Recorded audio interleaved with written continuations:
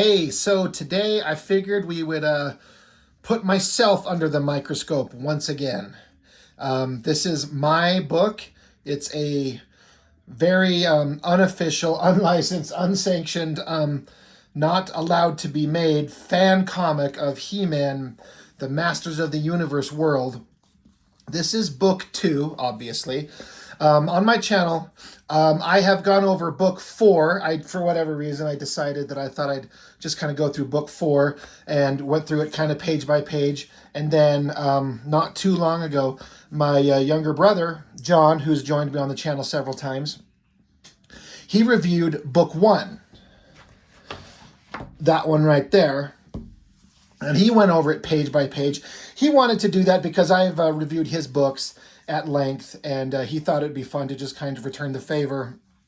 Even though there are big chunks of this that are both of us, we both work on this, but the concept and the drive to finish it and the whole driving force behind it is me.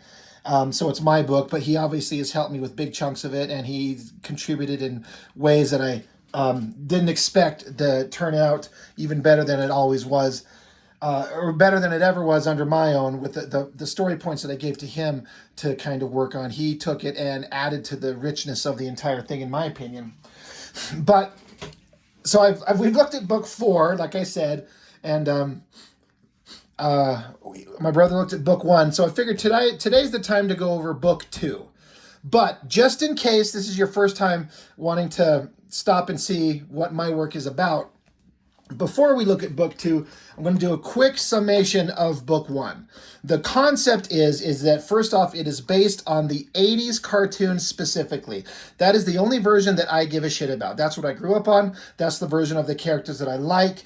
Not the mini comics, not the toy line, like the action figures, storylines that are with that, not the early 2000s series, not the Kevin Smith series, none of the comics.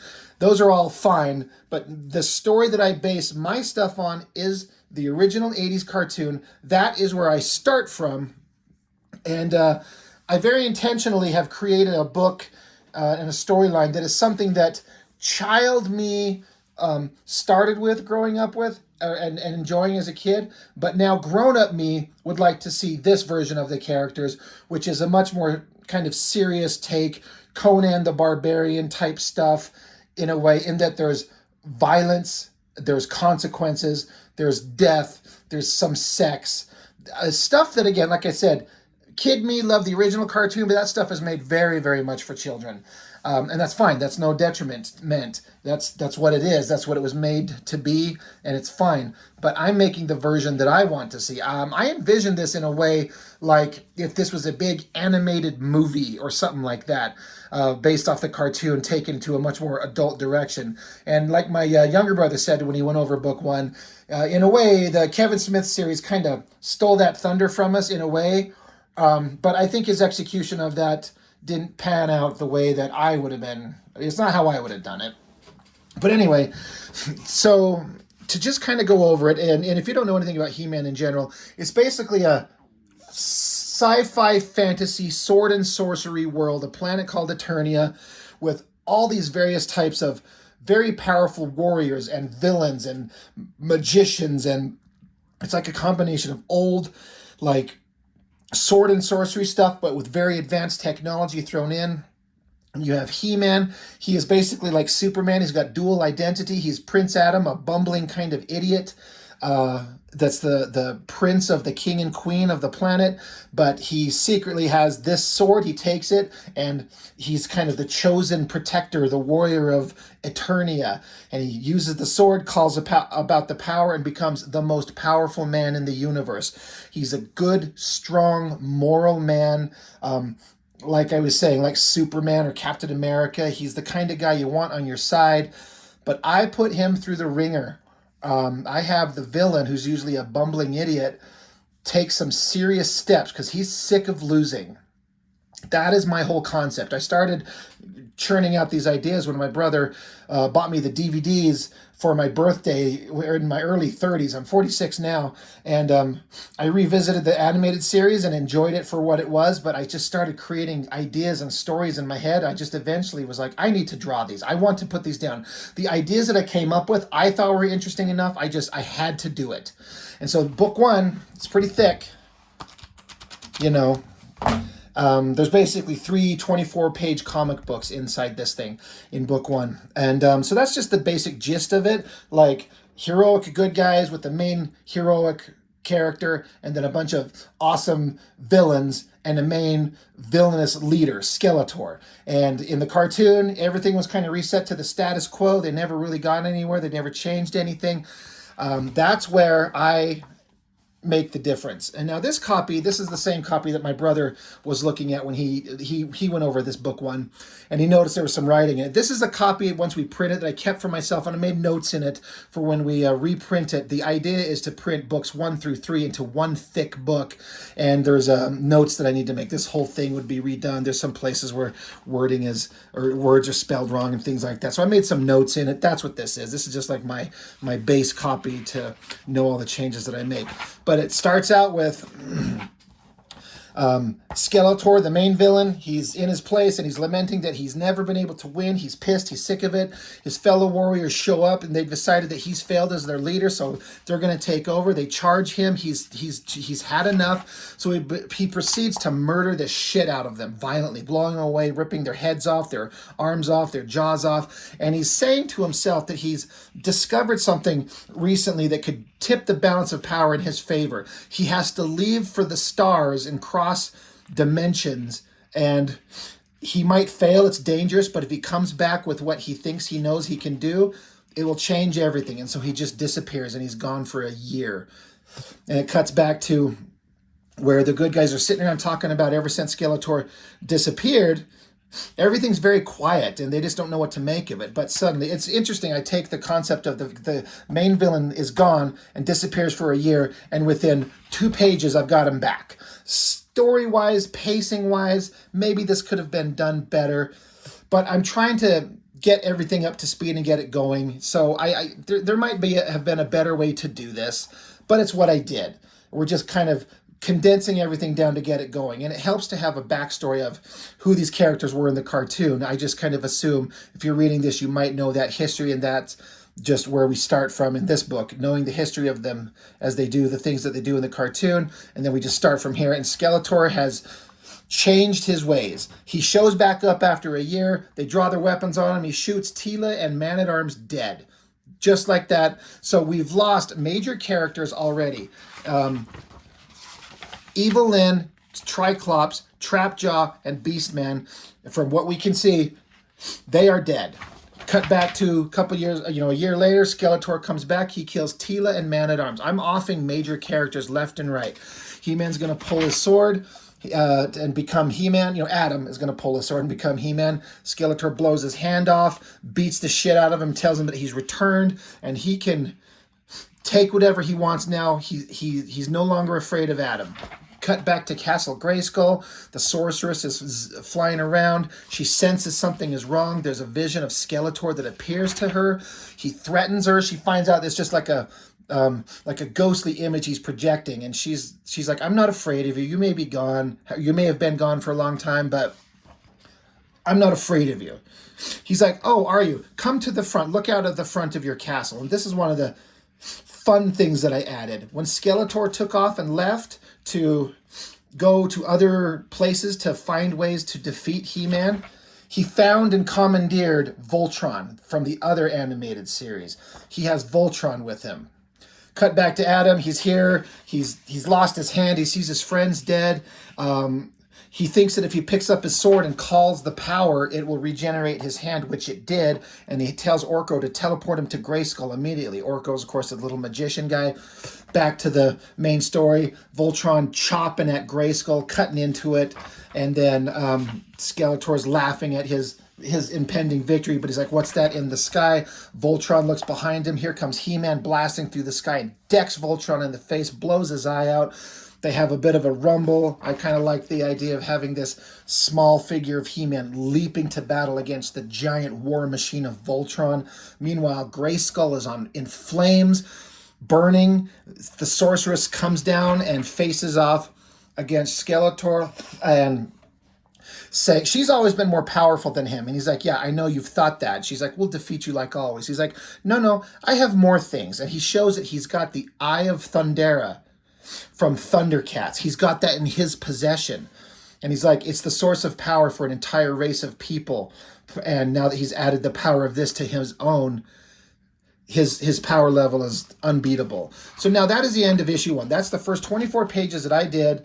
And I had a lot of fun with that. Issue 2, I really wanted to draw, but I felt like it would take so much more time. This is where I asked my brother to pick it up, and he takes it from here, kind of ending in the same point, Grayskull burning Voltron in the background. He's got the Eye of Thundera, and so his story goes back in time and shows how Skeletor got the Eye of Thundera from the Thundercats. He shows up on their planet, faces off against Lion-O, and instantly murders Snarf, rips him to pieces. Lion-O pulls the sword, but his one of his warriors, Chitara, she shows up and attacks Skeletor.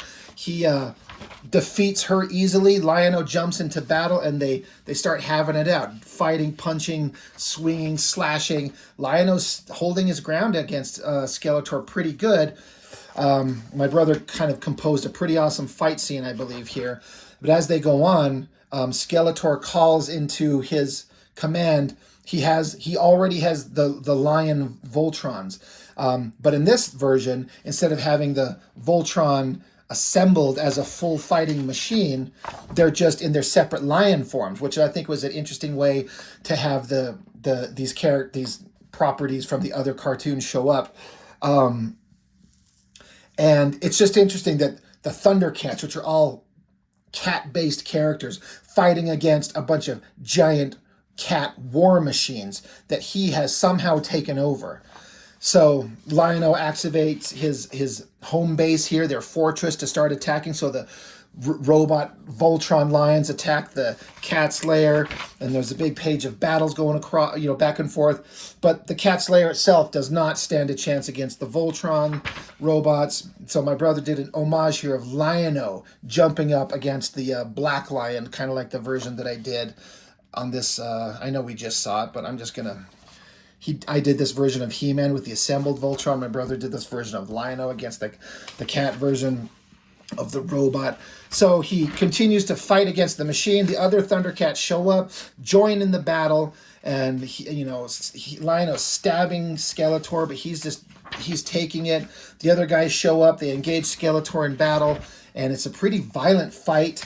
And the Thundercats are doing okay, but Skeletor is just kind of undefeatable, and he kills Panthro, punches his fist through him. He's dead. And eventually just Skeletor and the robot lions just overwhelm them all. And Lion-O's doing his best. Like my brother did this awesome shot of this laser blast taking off, blows a big damage hole through the one of the lions. Looks like it's the yellow lion just based on the design. But Skeletor just defeats him, pushes him to his limits, and burns Lion-O. He's like half burnt. He basically takes the sword from Lion-O, rips out the Eye of Thundera. He has it, and he just jumps back on the lions, and they take off. He has the Lion Voltrons and the Eye of Thundera, and Lion-O is left by himself after his friends have been defeated, some of them killed. We cut to seeing the villain of the Thundercat series, Mum-Ra, watching. So that is the end of issue 2 that my brother did. Now we pick up issue 3, title of it, Prince of Eternia, and we get back right there where we left off the end of my issue with, Skeletor revealing he has the Eye of Thundera. The sorceress charges up her power. She's going to take him on. They fight, and while they're fighting, he explains to her that the human pilots that were in the Voltron machine itself, they're dead, and they're like zombies piloting Voltron himself. That's how he's able to control it.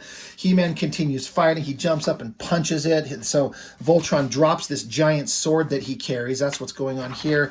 And I just got a big page of He-Man fighting Voltron and Skeletor fighting the sorceress. Eventually the sorceress is defeated. She just can't match his power level. She doesn't understand how or why he's so powerful. So in this panel, He charges up his energy on his hand and plunges it into her chest and pulls her soul from her body. Her essence, her life force, her soul. He's sitting here holding it in his hands. It's manifested as like a little glowing version of herself as she reels in the background, and he swallows her soul.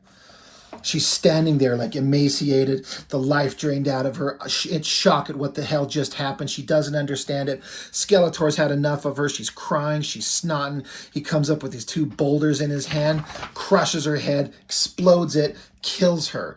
And she sends a last psychic impression to Heman, who's off fighting Voltron, calling for his help. So he kind of goes into a rage, picking up rocks, throwing it at Voltron, starts pummeling at him, ripping him into pieces.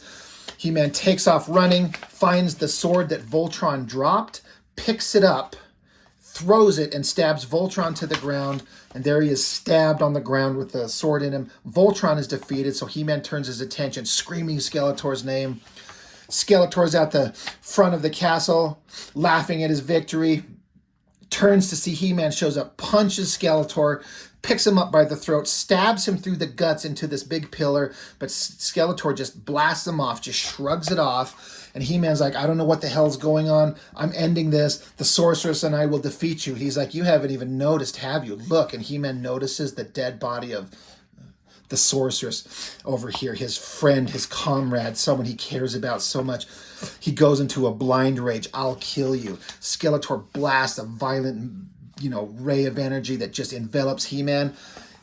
As we see here, just an epic eruption of violent energy. He-Man just trudges through it, walks up to him. You see his hand reach out. He grabs onto Skeletor by the throat, plunges his hand inside Skeletor's chest.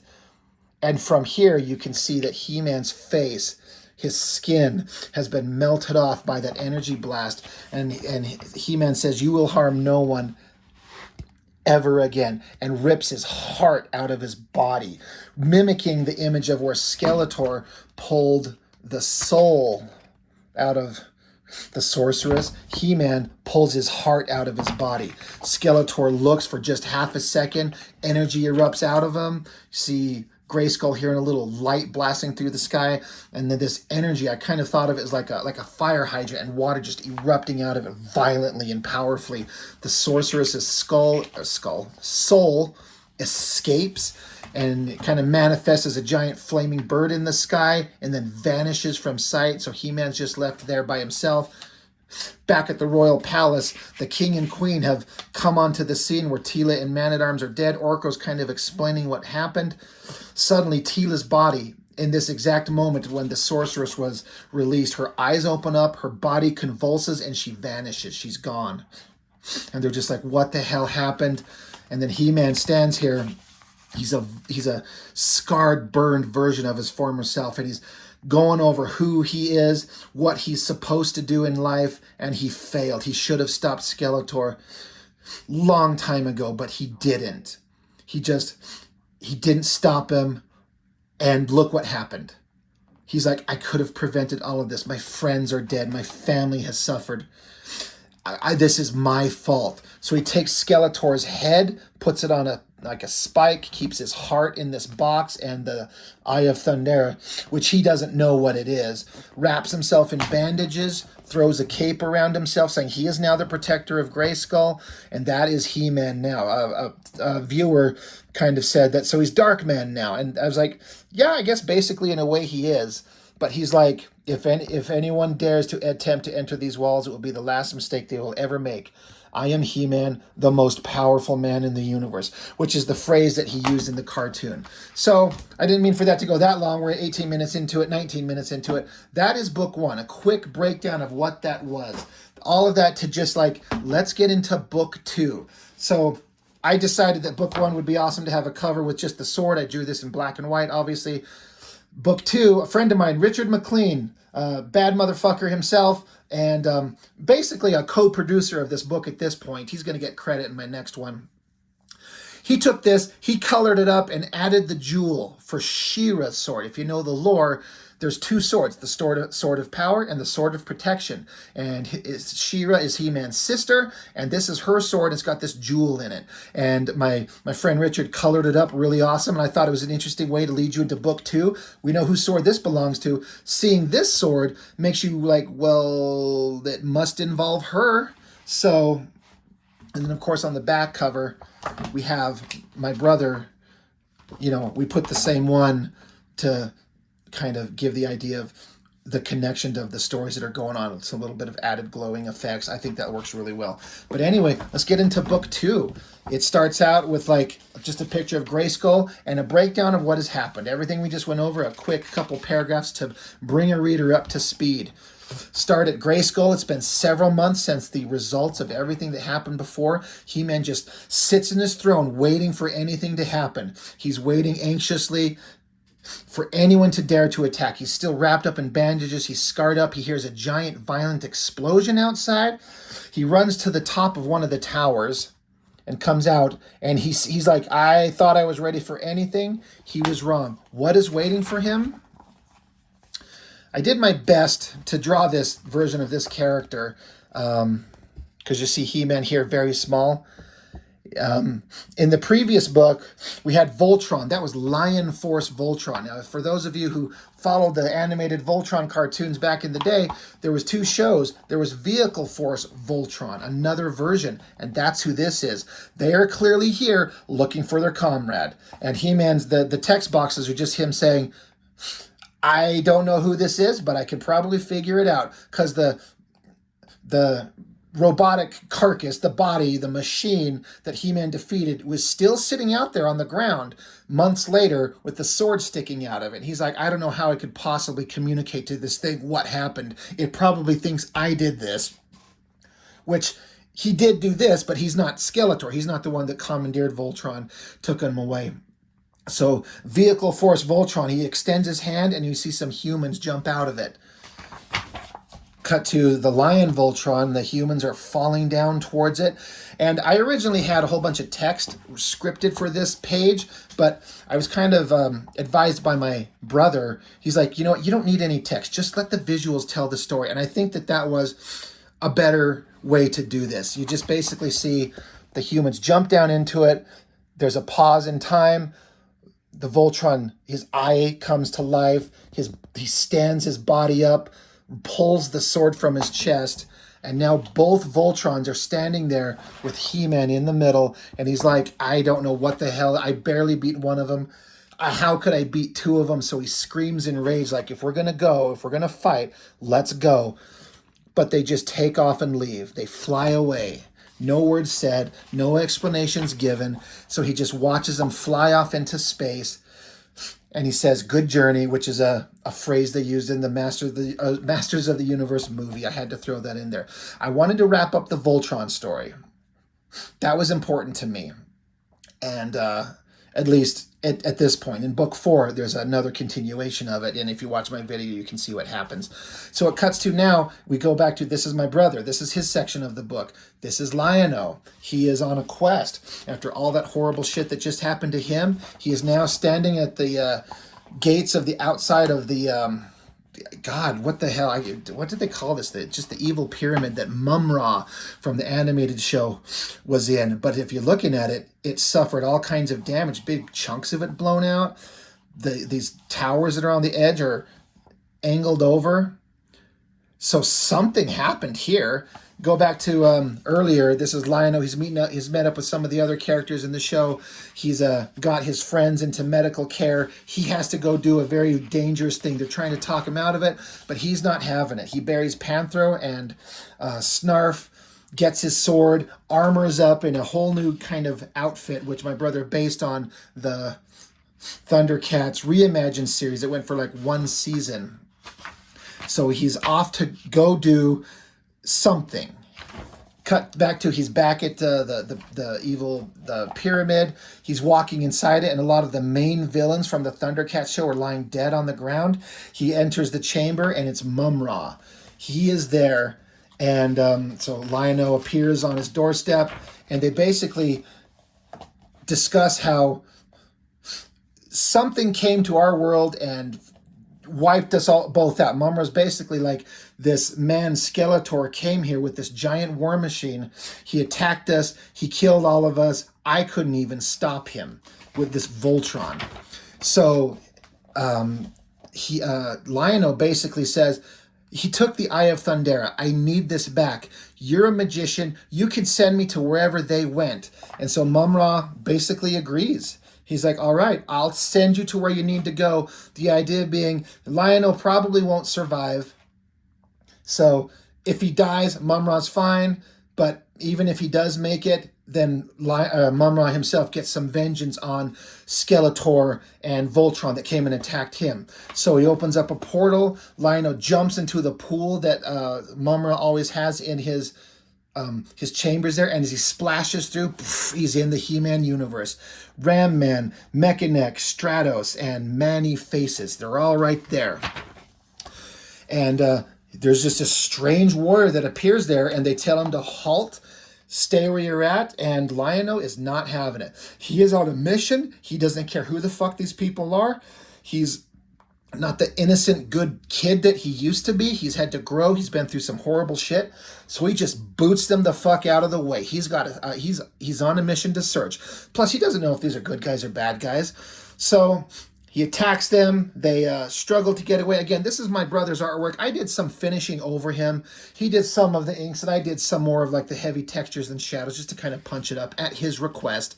So these pages are mostly, it's mostly a combination of both of us. But he fights these characters, and so just to give an opportunity to show how much of a badass Lion-O is. He's taken on, Ram-Man, Stratos, Mechanic, and Man-E-Faces. Orko shows up on scene. Now, Orko was always like a dorky dumbass in the cartoon, but we've tried to make him interesting. He sees what's going on. He doesn't know what's going on, except there's this strange warrior attacking his friend. So he says, power from magicians, both short and tall, send this cat right through the wall. Boom, he energy blast, he goes rocketing through a wall. So they go in there to get him, but they see that he actually dropped his cape and crawled out a window and is getting away, crawling up a wall. Here's a big shot of the castle that is in the He-Man cartoon. He jumps into a window. He's hiding and he senses someone coming. We got Cringer right here.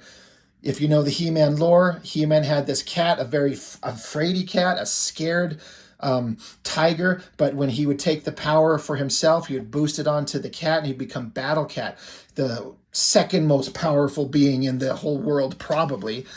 But we haven't seen him until here. You always have to wonder, well, what happened to Cringer with all this stuff that's going on with He-Man? And Cringer's scared. But this is Lion-O, Lord of the Thundercats. To me, that was an interesting, well, what if these two met up? He looks at him and he communicates with him. He talks to him. Cringer doesn't speak anymore. He's so scared, he hasn't spoken a word since He-Man disappeared.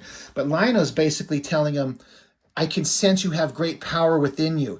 This power has always been within you. I ask that you call upon it to help me. I need your help, my friend, and become Battle Cat. The heroic warriors, bust in. They're trying to get there to find this stranger. A giant, violent burst of energy. There's a hole in the wall, and they're like, I think they're headed to Grayskull, and it's Lion-O riding Battle Cat jumping through the sky. I mean, this concept to me is interesting as hell. I love that idea. I do believe this is a concept that my brother came up with. I honestly can't recall if I come up with the idea of having Lion-O on Battle Cat. I might have. It's been so long. We've been doing this in production for such a long time. So, John, you need to chime in the comments and tell me, did you come up with this or did I? Either way, it's awesome. And so that's my brother's chapter. He has the smallest chunk in this book because the rest of it is me with the exception of one page. And something my brother pointed out to me, even though he's got the smallest chunk, after reading books 1, 2, and 3, he tells me that he feels like book 2 here is the best out of them all.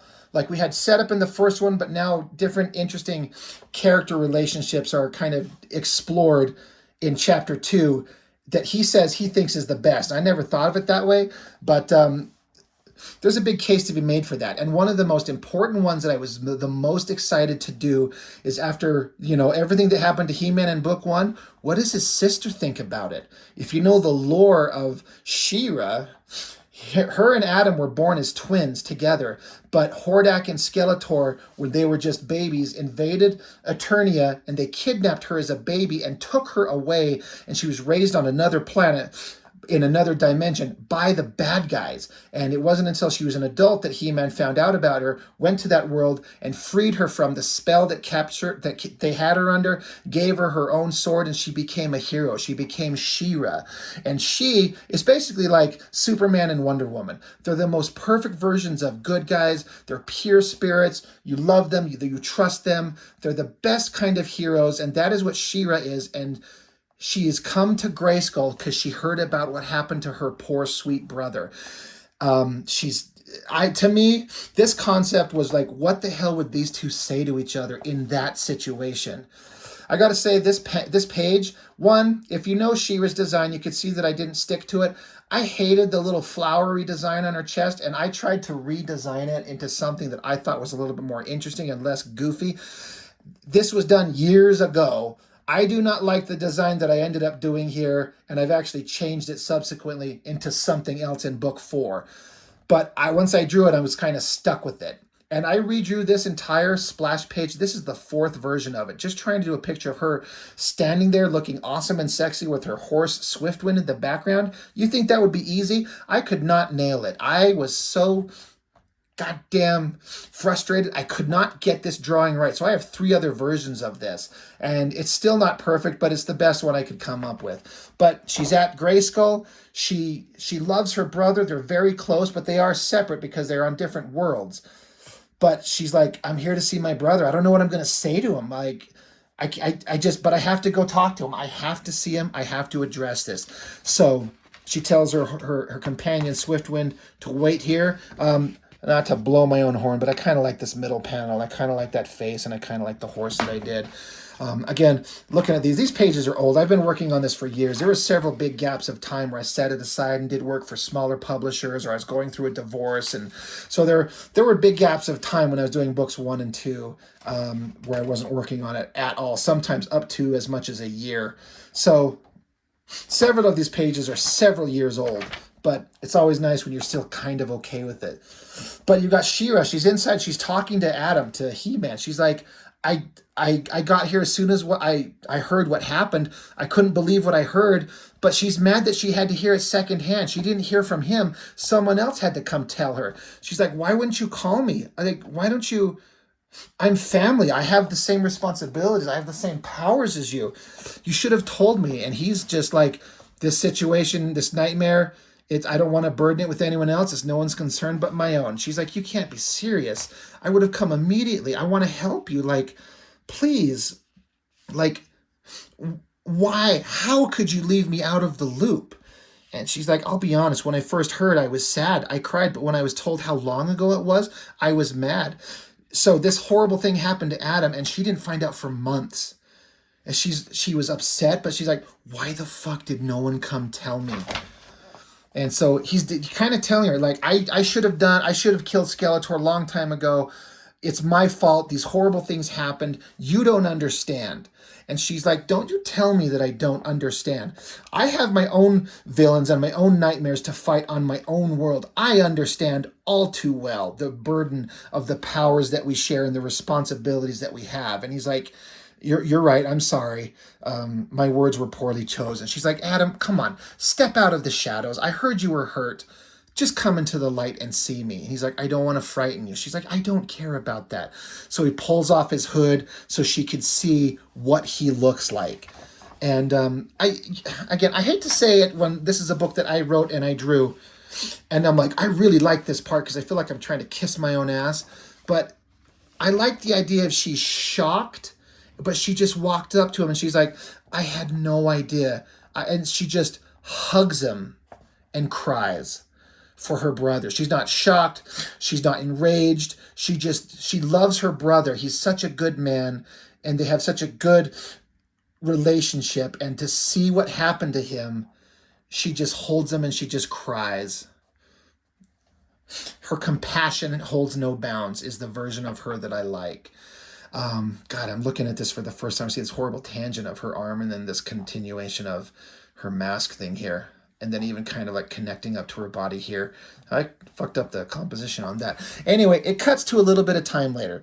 He has kind of explained to her what has gone on, why he is the way he is, what's going on, and just so she understands. And she's like, it's horrible. Like, I'm so sorry. But she's like, but Adam, you don't need to stay here. You don't need to stay in this horribly wounded state. Hiding here doesn't help. Your parents miss you. The world needs you. I understand you need to protect Grayskull, but everyone is dead that matters. And he yells at her. He's like, don't tell me that you understand. You don't understand. He's like, in fact, you should go back to Etheria, the place where she's from, and you should take care of Hordak and the evil horde yourself before they do to you what they did to me. You have your own problems on Etheria. You should go solve that problem. And she tells him, like, Adam, just calm down. And he freaks out. Don't tell me to be calm. It's not okay. Because of my inaction, Skeletor took everything from me. He almost won. You don't understand. You don't know. He's clearly damaged, wounded, afraid, angry, raging, and telling her, go fucking fix the problem on your world. Do what I didn't do before what happens to me happens to you. And he tells her to get out. So she exits, meets up with her companion Swiftwind, and she's like, well, that went terribly. I don't know what to do. He's convinced there's still a threat. But she's like, maybe if I show him there isn't anybody that's actually a threat anymore, maybe if I prove it to him that there's no one left that matters, maybe that'll help. So she's like, let's go to Snake Mountain. Let's go there and see what's there. So she takes off on her horse to go to Snake Mountain. And then we see Adam looking, and his inner thoughts, he's like, don't let them do it to you, sister. Don't let them destroy the pure spirit that you are. Don't let Hordak. And he stops and he thinks. And he says, Hordak. Cut to his sword. He grabs it. He's like, I won't let it happen. I won't take the chance. She won't make the hard choice, but she shouldn't have to. I will make it for her. I will go to Etheria and put an end to the evil once and for all. To save my sister, I will do what she can't. To save my sister, Hordak must die. So he gets into a portal, a magical portal, and transports himself to her world, saying he's going to go solve the problem for her so she doesn't have to. Cut to a new chapter, enemy territory. You got Snake Mountain, where we started at the beginning of book 1. She lands up on there. She's saying that she got some, activity reports from the royal palace. It's quiet. No one's been seen going in or out for the last year and a half. It's a tomb, but she's going to go look. She's going to check it out for herself. So she says to her horse friend, it's too cramped in there for you, so you just stay out. I'll go in there. I'm just going to check it out and know for sure that it's empty, and I'll be right back. So I did this big splash page of her. Again, I did this really poor redesign of like her chest piece. It's stupid looking, but I do everything by hand. I do art physical on paper traditionally, so it's not digital, so I guess I can't fix it, so whatever. But I did these panels in the background of her searching through Snake Mountain. It's empty. There's the dead body of Evil Lynn because she got vaporized by Skeletor on like page 3 of book 1. So here's her dead body. I got her standing at this entrance of these stairs going down a tunnel, and so she goes down these dark stairs. She's using her sword to cast a light. She's like, this place has been a hellhole. It's horrible. She's been searching it for hours. She doesn't see anything, but as she gets down here, she senses something. It's cold. There's a strange sound, almost like breathing. Boom, she gets zapped in the back. She's picking herself up. She gets zapped again, and she's lying on the ground unconscious. And you see these words being spoken from the darkness. It says, this one is stronger than most of the organic creatures of this world. She must be strong. Most do not dare enter this primitive fortress. Perhaps she is braver than most, or more foolish. So these tentacles are reaching out of the dark at her. They pick her up. They say, My sensors detect vast unnatural energies within this creature. Quite a mystery how these frail forms contain these powers. I suggest we take this one back for study. If we can discover the source of this power, perhaps we could harness it. She's quietly saying, let me go. And they say, you have chosen poorly to come here on this day. You shall be judged. Your life as it was is at an end. She's like, release me. They say, before the imperial magistrate reaches a verdict, would you like to beg for your life? It sometimes helps, but not often. And if you are a fan of the Transformers, you know that we are looking at the Quintessons, introduced in the animated movie as the creators of the Transformers. Scary creatures. They were kind of portrayed on occasion as kind of goofy and silly, but in the animated movie, they are incredibly freaky. They're robotic voices. They have 5 faces on this like oval-shaped body. They hover above the ground with these tentacles. The idea is that when Skeletor took off, he went and got Voltron, he got the Eye of Thundera from the Thundercats, and he kidnapped these Quintessons, the creators of the most powerful war machines ever conceived of, the Transformers themselves. He brought the creators of them, some of these guys. There's a whole race of Quintessons. He got them and he had them locked up in Snake Mountain. And that She-Ra has come looking and she ran into them. Here is a new chapter, Faces in the Dark. And I don't know why. I'm just going to read you the entire dialogue on these pages because I kind of like how it flowed. Again, I'm kissing my own ass because I made these. You either say, today is a momentous day, for our imprisonment on this putrid rock comes to an end. Our transport arrives momentarily, and we now have this female creature with us. She will provide many answers.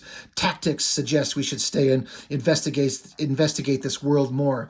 Disagreed. We predict a 96% probability that more will come looking for the female. We are still vulnerable even though we are free. If we are to conquer this world and punish all for our capture, we must retreat and regroup.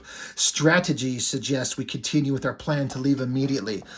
This one creature says, retreating would be cowardly. This world must be punished. The other one says, and they will be. Place your faith in our superior intelligence. Let us plan appropriately. It is decided then. We will depart. Our vessel has arrived. And it says, they say, she still struggles, but my coils wrapped around her will keep her as weak as a fly. Come, brothers, our ship awaits. Bring the female. So they're floating off and they're dragging She-Ra with her as she's digging her hands into the ground. They say, perhaps she will scream in terror. That is what these creatures do. And they say, if so, might I suggest a slight chuckle from us in response? And they start laughing at their victory. Cut to the next page. Again, if you are a fan of the 80s cartoons, to me, this is an interesting thing. This is Snake Mountain from Heman, and this is the Quintesson spiral ship that you see in the animated series. And I'm going to reach over and pull this off my wall real quick. I've got this hanging up here. I paid one of my friends to color that page, and he followed my instructions to the letter, and I love it. I think he nailed this so good. If I could have this book be in color and look like this, I would, but that would cost so much to pay a colorist and then so much to print. I can't.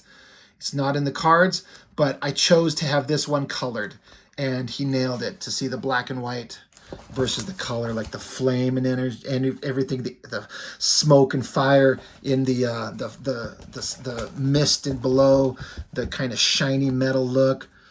My friend that did this nailed it so good. Anyway, setting that aside, the Quintessons their ship has arrived to take them. And then I also scaled up Snake Mountain to make it much bigger than it was in the cartoon. Like, it's an actual gigantic mountain. And there's like these ledges along the edge of it. And that's what they're doing. They're walking along to a little ramp coming off their ship. And you can see there's quite a few Quintessons in a row. Like, Skeletor captured a bunch of them. So they're taking off, but down this path along the side of the mountain, I wanted to show there's a little figure looking in the distance. He's watching, he's following. You see his face, he's observing, and he's saying, just walk away, just walk away. Damn. Who is this? Who is this person that's there as well? The Quintessons are saying ship systems report a saturation on the quantum gravity drive. The ship is at condition 2 for hyperjump back to our dimension. It'll be good to return to the great towering spires of Quintessa. And as they're floating along, you can see they've got She-Ra's sword and they've got her tied up. They're taking her away. In the distance, you see this little figure tucked away back in the little corner there. And then the next panel, he shoots a laser blast, blowing one of their heads away. They turn and scream, "We are taking fire. A defensive posture is advised." It's Trapjaw. Now, the last time we saw him, he was in the first pages of the first book. He came with Evil Lyn rallying them to take out Skeletor, and Skeletor ripped them apart. But what you see he does to Trapjaw here is he rips off his robotic arm and he rips off his robotic jaw. That is serious damage, but it is not a lethal wound because those were mechanical components to him. He is still alive, and he starts shooting at the Quintessons. Blast some of them in the head, and the one that had her tied up. And because he's shot, the coils are releasing her. She's gaining her strength. Another one that was carrying the sword gets shot. The sword leaps into the air. She reaches out her hand and calls to it. It comes to her hand. She grabs onto it. She does this loop, chops the bonds from her free, and she starts chopping away at the Quintessons, just slaughtering them. She's scared. She's freaked out. She doesn't know who the fuck these creatures are. This is where I take, like I've said, as you've seen, I make these books a lot more violent. I think it's an appropriate version, though. Blasting at them, blowing their heads off, trying to run away. The Quintessons yell, "Sharkticons, execute them." Now, if you know the animated movie, the Sharkticons are big robotic dum-dums that are like mindless warriors. They show up, they start shooting. Trapjaw ducks under the lasers. She-Ra's running away with lasers blasting by her. She jumps off this plank that she's going up, was being taken up on. Trapjaw sees it. He's like, uh-oh. She slams into the mountain, tumbles to the ground. She falls right there next to Trapjaw. He's like, "Stay down. They're still shooting back. I'll lay down some cover fire." And he starts blasting. He's like, "The only hope is if I just overload them with fire and hope that they get spooked and leave. Because if they don't, he's going to be outgunned real fast." But he keeps going, and the Quintessons say, "Enough, retreat while we can. They may have more help on the way. We have been outmaneuvered," and they take off. So Trapjaw's there. "Well, you're lucky. I figured my only shot was just to see if I could scare them. Guess it worked. Lucky for you, I happened to be here. Looked like you were about to take a little trip, probably never to be seen again." She-Ra jumps up and grabs her sword and puts it to his throat. She's like, what the fuck is going on, Trapjaw? What is going on?" He's like, "Really? I just saved your life. You want to relax that thing?" She's like, "I thought you were dead." He's like, "Yeah, that's how I want everyone to think. Life's a lot easier being dead. No expectations. And if I wanted you dead, I would have just let them take you. So get your sword out of my face." She's like, I don't understand what's going on. Why did you help me? We have been nothing but enemies." He's like, "I know, but hey, hold on, look." So he's got his gun arm. If you remember in the cartoon, he had components he would just swap out by hand. He'd remove a laser and put a hook on it. He'd take the hook off and put any other component on it. In this version, after he got his arm ripped off, he's rebuilt himself. He has a very super advanced transforming arm. It goes from gun, and I tried to show it in these panels, it transforms back into like a robotic arm. He's like, "Look, non-lethal. See, we're fine. Just chill out." So she still got her sword on him. And he's like, "I came to Snake Mountain to, he asked her, 'What are you doing here?' She's like, 'I came to verify that the Snake Mountain is deserted and all the evil warriors are gone, but I'm wrong.'" He's like, "No, you're not wrong. Everyone is dead or run off. You're right." She's like, "Well, why are you here?" He basically explains that, I won't read you all this text, but he says that after their failed attempt to take over Skeletor, he realized that they could have all died. Skeletor is way more powerful than they ever gave him credit for. He just never lost his cool, and he ripped them apart. And then when he found out what Skeletor did to Heman and how Heman lost his mind and ripped them all apart, he's like, I'm not on these guys' power levels. I can't match either one of them, especially someone like Heman. Someone who's so good could do that to Skeletor. He could do anything to me. So he's like, I gave up. I located to the other side of the planet. I'm working as hired muscle. I'm minding my own business. He's like, I just came here to Snake Mountain on this day to gather up some supplies I knew were here and that I needed. And it was just fucking lucky happenstance that I happened to be here when you were. So he's like, I was about to take off, but then I saw what was going on and I decided to help you. So she's like, so no more evil trap jaw? He's like, yeah, extreme situations change a man. But this is just bad timing on my part, or the universe wanted me here to save you. I don't know. So she's like, well, as strange as it seems, your story makes sense and you did save my life. He's like, I just want to go my way. I got no quarrel with you. So he takes off and he's like, I'm going to get out of here before something else happens. She's like, well, thank you for saving my life. He's like, whatever, I don't care. But if I were you, I'd get out of here. This place is cursed. Someone should blow it to hell. And she's like, yeah, I agree. It's time to go. And she says, something does feel wrong. She says, I don't know what, but something horrible is coming. I need to return to Etheria now. She knows something is wrong. And she's like, I need to get there as fast as I can. That's the end of that chapter. Her companion Swiftwind is joining her. But on Etheria at that exact moment, I have to say, I think this chapter, this section is the best chapter I've done in all of them. That's debatable. I think that this just worked out the way that I wanted it to in the best way possible. Here is He-Man. You know, his tattered cape, his melted skin. Like I said earlier, how he decided he was going to come and stop Hordak and the evil horde he's going to take him out, was what he was saying. He's telling She-Ra that she should just go take care of them so they don't do to her what Skeletor did to him. But it's like, no, you know what? I'm going to just take care of it for her. So he's on Etheria. She's back at Snake Mountain trying to make sure things are cool for him, almost getting kidnapped by Quintessons, almost being taken away, running into Trapjaw. Meanwhile, he's here, and he's announcing to the Horde, you all need to surrender. I'm telling you now, leave. I will not ask a second time. And he's saying, you all can leave except Hordak himself. He has to face me. And Hordak, again, he was the main villain in the She-Ra animated series. He's got all his major warriors there. You've got Grizzlor. I didn't watch this show, so I struggle to remember the names. Catra,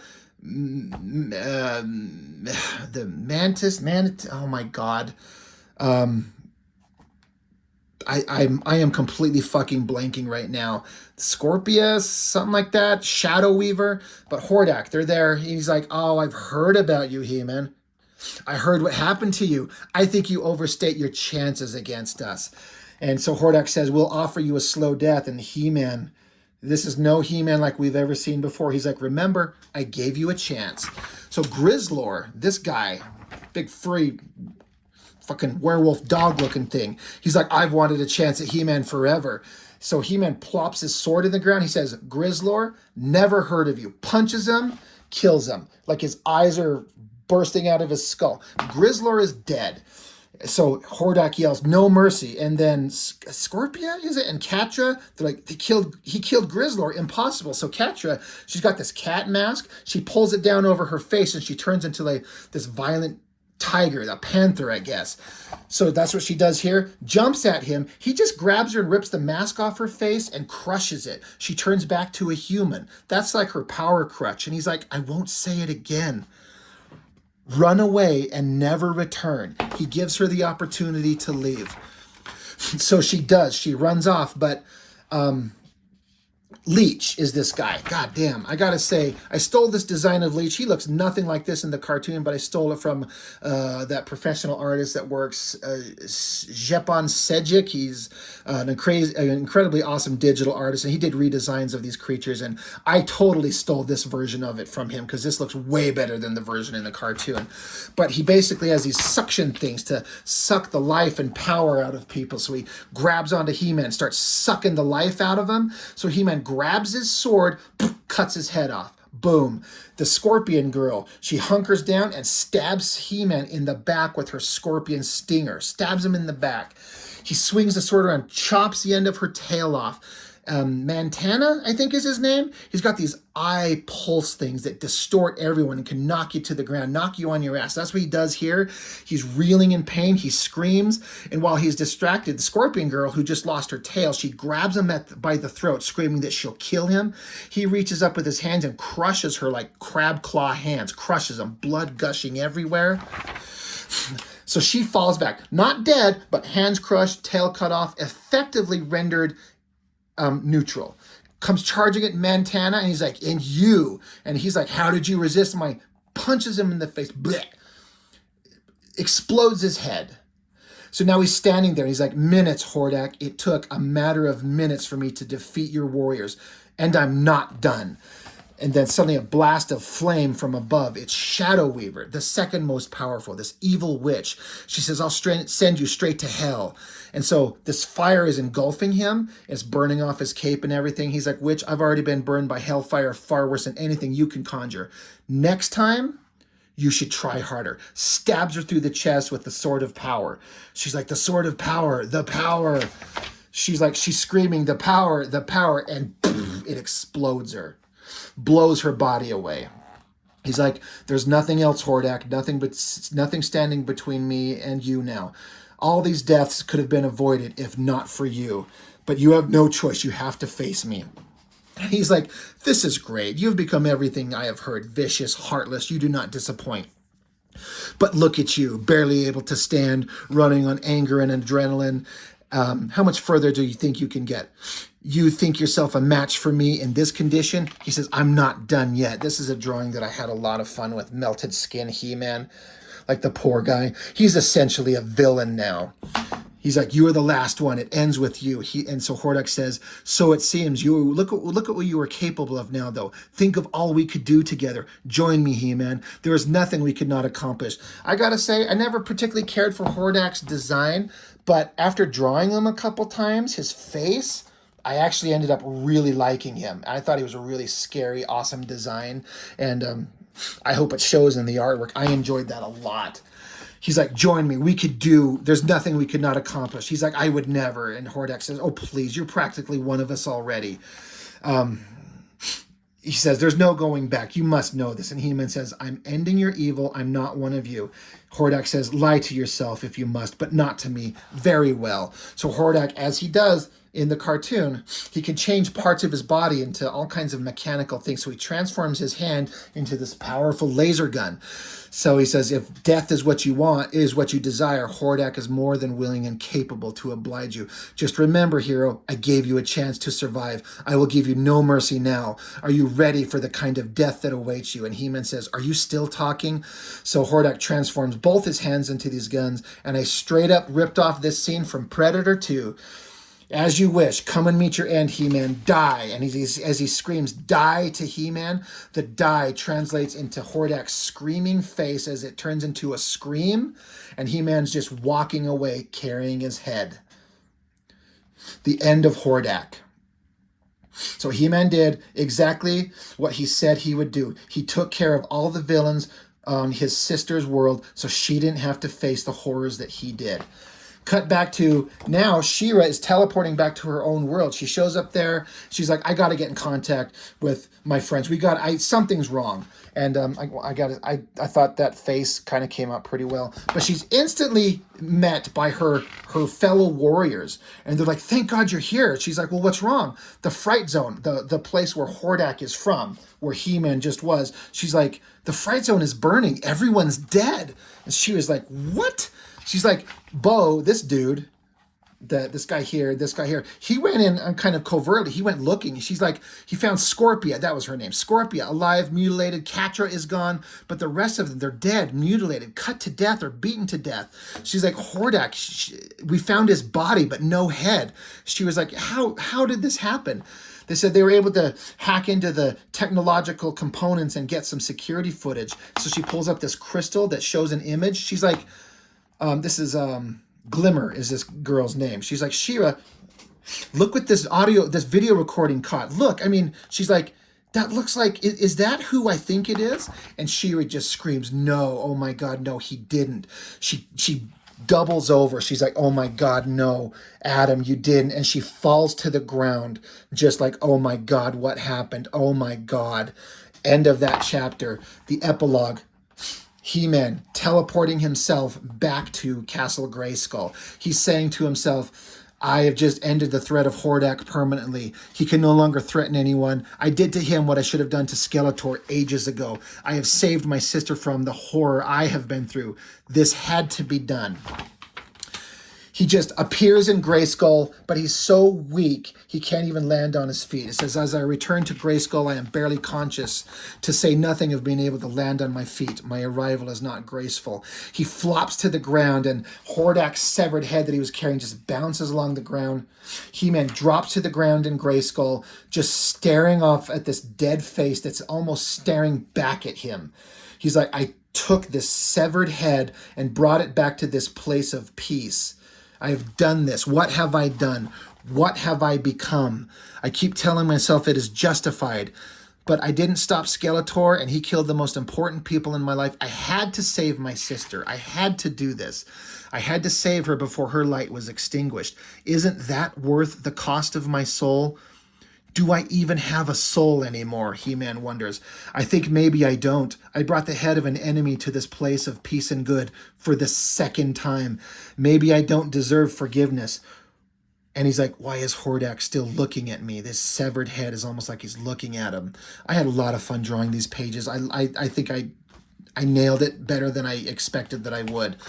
And it ends here with He-Man saying to himself, I think I am losing my mind along with my soul. I question if I ever had one, considering the things I have done. I lay here in agonizing pain, hoping that I will die from my wounds. I think I may deserve it. But I know I would do it all again to protect my family, my friends, all the innocent people that are threatened by the evil of Skeletor, the Horde, and all the horrible monsters that are out there that threaten us all. Someone has to stop them. Someone has to save us all. And I can do it. I can do it. I am the most powerful man in the universe. I ended the last page of He-Man in book 2 with him saying the same thing that he said on the last page of book 1. I am the most powerful man in the universe. He's on the ground, stabbed, poisoned, beaten, burned, ashamed, wishing he would die. And then the last thing we see is Castle Grayskull in the distance, where he is at, inside there right now.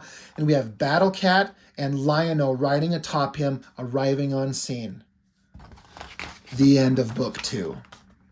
And a splash page, just like a pinup of She-Ra that my brother threw in there.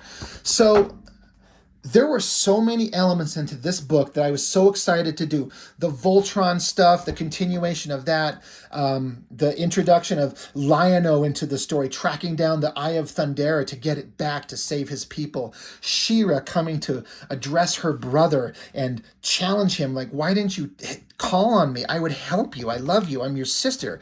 He screams at her and scares her. She goes off to see if she can't prove to him that he doesn't need to worry.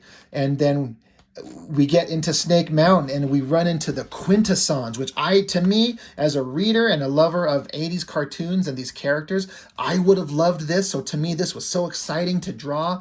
This page right here took me for goddamn ever to draw all these faces and all these little details, but it was worth the time and effort.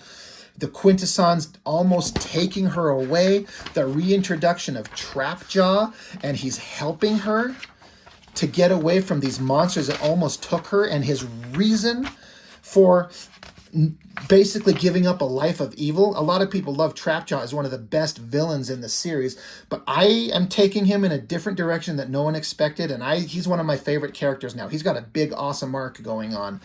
And then this battle of He-Man fighting the Horde, this just flowed out of me. It was so fun to show him slaughtering all these characters, and She-Ra's shock and revulsion that her brother, after she just tried to come help him and offer her assistance and her love and her compassion to be the heroes that they are, that he just showed up and slaughtered the bad guys, which is not what they're supposed to do. And he's just in tears and shock and shame over what he did, but he would do it again because it has to be done. And Lion-O on the scene to take on He-Man, because he doesn't know who He-Man is. All he knows is that the Eye of Thundera is here. And this scarred, mutilated, horrific-looking man is going to be in possession of it. It has to end in a battle, right? And the idea that Lion-O from Thundercats is writing Battle Cat. Book 2. My brother, like I said, gives it an argument that this is the best one of them all that we've done. He might be right. there's stuff in book 3 that I love. There's stuff in book 4 that I think is great. I am just days away from hitting the print button on book 5. But I just thought I'd show this. I didn't expect this to go an hour. I'm sorry. I know these long form ones, especially on shit you've never heard of. But I'm out here talking about comics and judging the art and stories, and I better put my own shit out there to show you that if I have an opinion on all these comics, or I'm talking about Liefeld's crappy artwork, or so-and-so's great writing, or a book that I think is amazing and you may dislike, or a book that I dislike and you may love, I have, I think, a different opinion than are there any other people out there on YouTube reviewing comics who also draw them and make them on their own, who do what I do? I feel like maybe I'm tapping into something that's not done out there. I'm not saying it's not. There are plenty of people who review comics, and there's plenty of artists out there, but I try to give my opinion on comics and stories and the history and the fun that I've read on them, what I like and I don't like, but I make them too. And I'm not perfect. My artwork is not amazing. I am clearly not good enough to be hired by a professional company, but I try my best and I want to tell a story. I am a comic book artist and a comic book creator, a comic book maker, whether I'm a professional or not. I'm making these and I have them available. If you're interested, hit me up. I still have copies of each of these, and I'm proud of the story, and I'm excited where it's going, and I can't wait for people to be able to read all. I have volume 5 I'm about to print, and volume 6 will be produced over the next year, and when I'm done, there will be 6 books, all of them this thick. So that is quite a pile of story to read, and it's the most fun I've ever had in my entire life of making comics as an amateur nobody, making my own books, creating my own stories. Now, these aren't my characters. I'm obviously just making an outlaw, like unlicensed, unsanctioned book, but I've kind of adopted these characters and turned them into my own and added some backstories and changes that didn't exist in the cartoon to make the story that I want to tell, because no one can tell me what to do but me. And so also the criticism and the failings on it fall on no one but me. But I'm having a lot of fun with it. And if you're interested in reading it, well, I mean, I basically went through it. You've got volumes 1 and 2. You could just watch the videos and get the gist of it. And then there's volume 4. I haven't done 3 yet, but I'm sure I will in the not too far future. But if you like copies of them, hit me up. I've got them. You can donate to me through, send me a nice donation for a certain amount per book, and I'll send them to you. I'm happy to share these with people. They're fun, and I'm doing something I've always wanted to do, and I like the story, and I think if you like He-Man, you might like these too. So again, we're an hour and 6 minutes, almost 7 minutes into this. I am so sorry it went so long. If you're one of the few that made it all the way to the end, please tell me what you think. Ask me any questions. Give me some compliments. Give me some criticisms. Tell me anything that you feel like that doesn't make sense or that doesn't work. And I'm open to criticism. I'm not perfect. And I need to learn. I need to grow. And so I'm willing to hear anything you may have to say. So anyway, that's all I have for now. This was fun. I enjoyed going through this. God, it makes me want to get going on my next pages. I'm so excited to tell this story. So thank you for joining me. I appreciate it. I'll see you next time.